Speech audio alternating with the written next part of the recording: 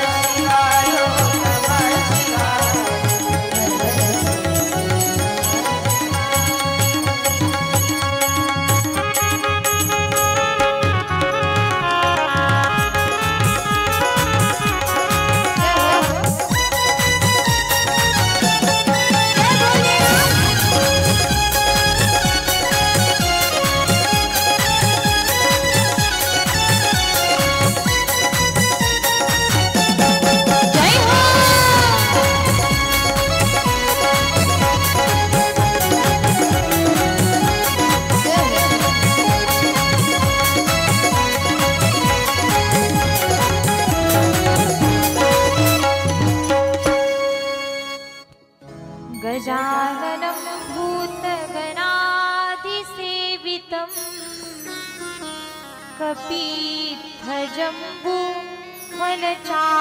कपित्थजम्बूफलचारुभक्षणम् उमासुतं शोकविनाशकारकम् नमामि विघ्नेश्वरपादपङ्कजम् नमामि शमीशाननिर्वाणरूपं विभुं व्यापकं ब्रह्मवेदस्वरूपं निजं निर्गुणं निर्विकल्पं निरीहं चिदाकाशमाकाशवासं भजेऽहं नमामि एकताळी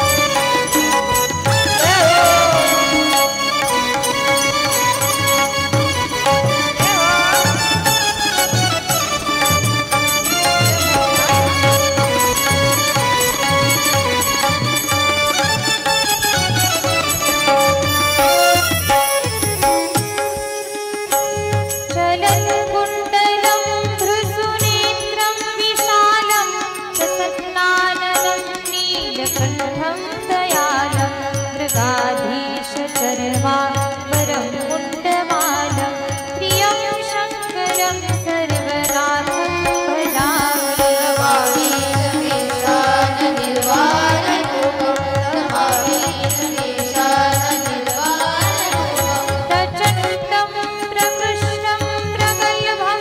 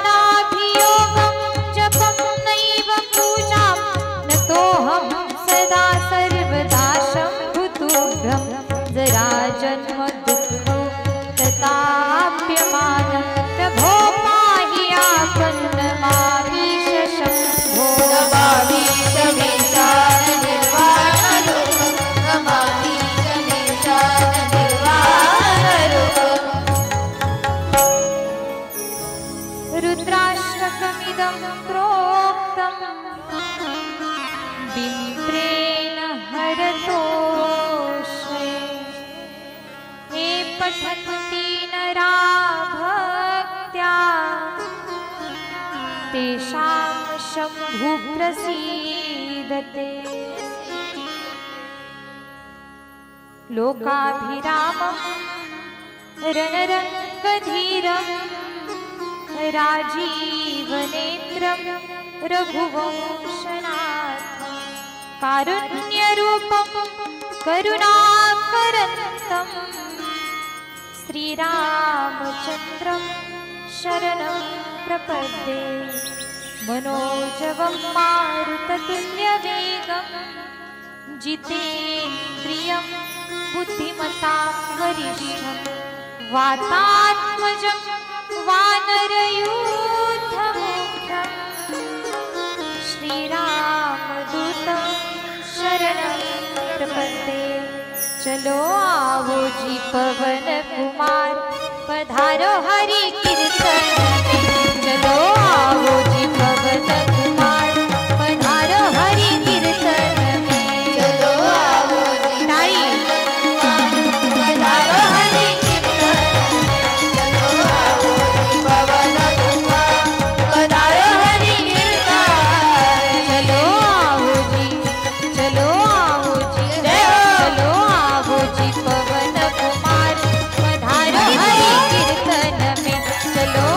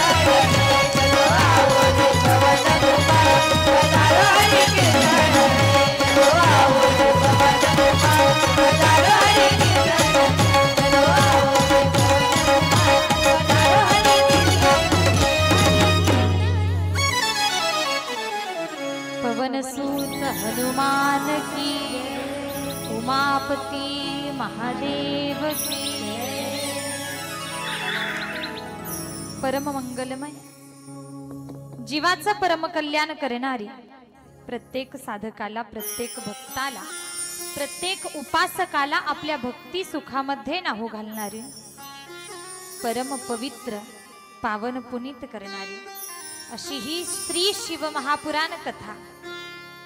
ही शिव महापुराण कथा आपण सर्वजण अगदी निष्ठेनं श्रद्धेनं एकाग्रतेनं श्रवण करत आहात। आजचा कथेचा आपला कितवा दिवस आहे? बोला। तिसरा दिवस। आज या तिसऱ्या दिवशी ही कथा श्रवणासाठी उपस्थित असलेल्या तुम्ही सर्व माता भगिनी, त्याचबरोबर पुरुष वर्ग असतील, या ठिकाणी सर्व माझ्यापेक्षा वयानं, ज्ञानानं, तपानं सर्व ज्येष्ठ श्रेष्ठ मंडळी, त्याचबरोबर कथेला साथीसाठी असणारे आमचे सर्व गुरुजन वर्ग, त्यानंतर सिस्टीमवाले दादा असतील, शूटिंगवाले दादा असतील, तुमच्या सगळ्यांचे आभार व्यक्त करते। पंढरीधीश पांडुरंग परमात्म्याच्या चरणी नतमस्तक होते, भगवान भोलेनाथांच्या चरणी प्रणिपात करते, पवनसुत हनुमंतरायांच्या चरणी सुद्धा वंदन करते। माझे गुरुवर्य हरिभक्तीपरायण साध्वी सोनाली दिदी करपे गुरुवर्यांच्या चरणी नतमस्तक होते आणि आपण लगेच कथा भागाकडे वळणार आहोत। पहा, आजचा कथाभाग पाहण्यापूर्वी, सांगण्यापूर्वी काल काय झालं याच्यावरती थोडासा दृष्टिक्षेप टाकून मी पुढे जाते। अगदी काल 2 सत्रांमध्ये वेगवेगळ्या कथा पाहिल्या। अगदी पहिल्या सत्रात पापी देवराज आणि पापी चंचुलेची कथा ऐकली आणि काल दुपारच्या सत्रामध्ये आपण नारदांची कथा श्रवण करत होतो। त्यानंतर भगवान भोलेनाथ किती भोळे आहेत हे आपण प्रत्यक्षात झाकीच्या माध्यमातून या ठिकाणी पाहिलं। आपली कालची अपूर्ण राहिलेली कथा, नारदांना नेमकं कोणतं दुःख होतं? पहा, सुतजी 88,000 शौनकादी ऋषींना हे शिव महापुराण सांगतायत। शिव महापुराणाचं महात्म्य सांगितलं, महात्म्याच्या 2 कथा सांगितल्या आणि पुढे सांगावं नारदांना दुःख झालं, नारदांचं दुःख शिव महापुराणानं संपवलं आणि मग नारदांना नेमकं कोणतं दुःख होतं हे आपण काल पाहत होतो। लक्षात येते सर्वांच्या? आता यापुढे तेच नेमकं कोणतं दुःख आहे त्याचं वर्णन करता करता, त्याचा विस्तार पाहताना मी तुम्हाला काल सांगून गेले, नारदजी तपाला बसले हिमालय पर्वतावरती। त्या ठिकाणी एका गंगा नदीच्या काठावरती एक आश्रम, त्या ठिकाणी नारदजी तप करायला बसले। तप वाढलं, इंद्राला काळजी पडली, अरे नारदांचं तप वाढलं, नारदांवरती भगवान प्रसन्न झाले आणि जर नारदांनी आपलं राज्यपद मागवलं तर अनर्थ होऊन जाईल, आपली सत्ता जाईल, म्हणून कामदेवाच्या माध्यमातून इंद्राने तप भंग करण्याचा प्रयत्न केला। आणि त्यानंतर पहा, मी सांगून गेलीये तुम्हाला की कामदेव असमर्थ ठरले आणि नंतर इंद्रानं स्तुती, फुलांचा हार आणि नमस्कार या 3 गोष्टींचा वापर केला आणि या 3 गोष्टींच्या माध्यमातून, या तिन्हींच्या प्रयोगातून नारदजींचं तप भंग झालं। नारदजी भ्रमित झाले, अहंकाराची निर्मिती झाली, अरे माझ्यासारखा श्रेष्ठ भगवत भक्त अवघ्या विश्वात नाही, मी श्रेष्ठ आहे, मी महान आहे, कामदेवाला परत पाठवलंय। अहंकार निर्माण झाला आणि स्वतःची स्तुती प्रत्येकाला सांगतात मृत्यू लोकातून ब्रह्मदेवाकडे, ब्रह्मदेवाकडून भगवान भोलेनाथांकडे, आणि भगवान भोलेनाथांनी सांगावं की मला सांगितलं पण विष्णूंना मात्र जाऊन सांगू नका। मुद्दाम नारदजी वैकुंठामध्ये येत आहेत। इथपर्यंत आपण काल येऊन पोहोचलो होतो। इथपर्यंत काल आपण विस्तारपूर्वक कथा पाहिली। आता यानंतर पहा, पुढे नारदांचा अहंकार भगवान विष्णू कशा प्रकारे दूर करत आहेत हे विस्तारपूर्वक पाहायचे। ज्या वेळेला नारदजी वैकुंठात जातायत, वैकुंठात गेल्यानंतर विष्णूंसमोर स्वतःची स्तुती चालू केली, स्तुती करायला लागले. भगवान विष्णूंच्याही लक्षात आलं, रे नारदांना अहंकार झाला आणि सांगितलं, मागा नारदजी, तुम्हाला काय पाहिजे? तुमच्यावरती प्रसन्न आहे, काहीतरी तुम्हाला देण्याची इच्छा आहे, तुम्हाला काय पाहिजे मागा. नारदजीनं सांगावं, प्रभू आता या घडीला, या क्षणाला मला कशाचीही गरज नाही, जेव्हा कशाची तरी गरज पडेल तेव्हा मी मागून घेईल, आता मात्र काही नको. म्हणून पुढच्या प्रवासाला लागले. नारदजी पुढचा प्रवास करतायत.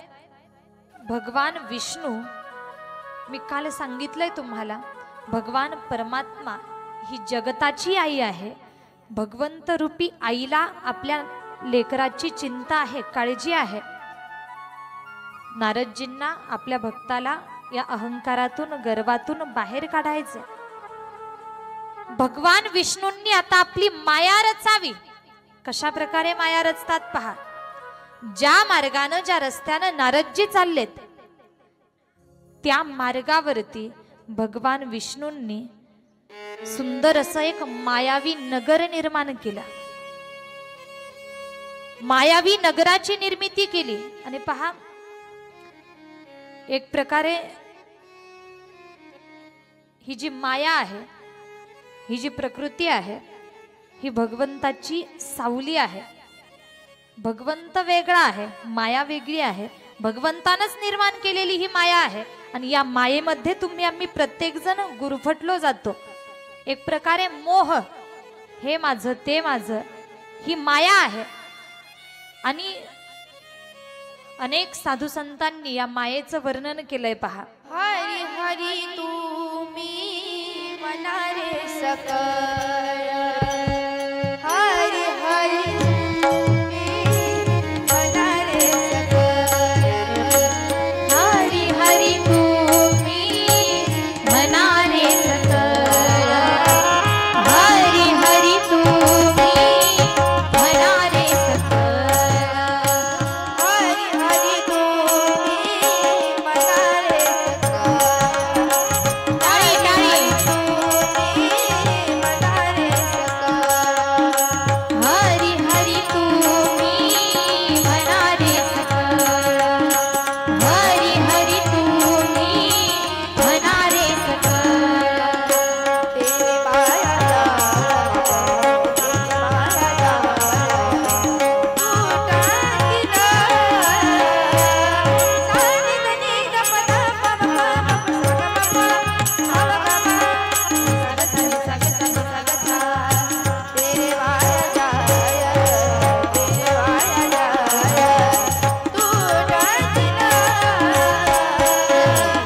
हरी हरी तुम्ही मनारे हरी मुखे म्हणा, हरी मुखे म्हणा, हरी हरी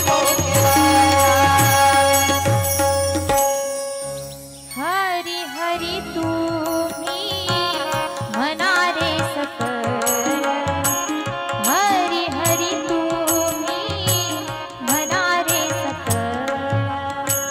तेने माया जाळ, तेने माया जाळ तुटती न.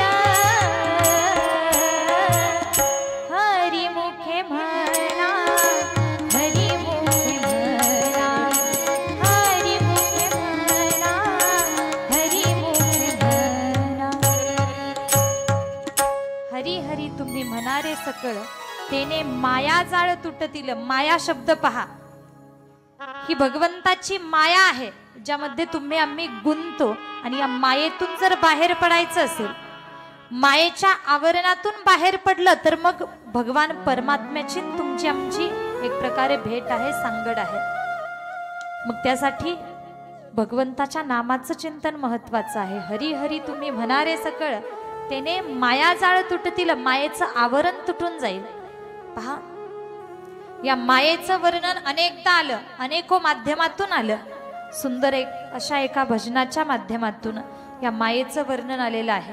ते भजन आपण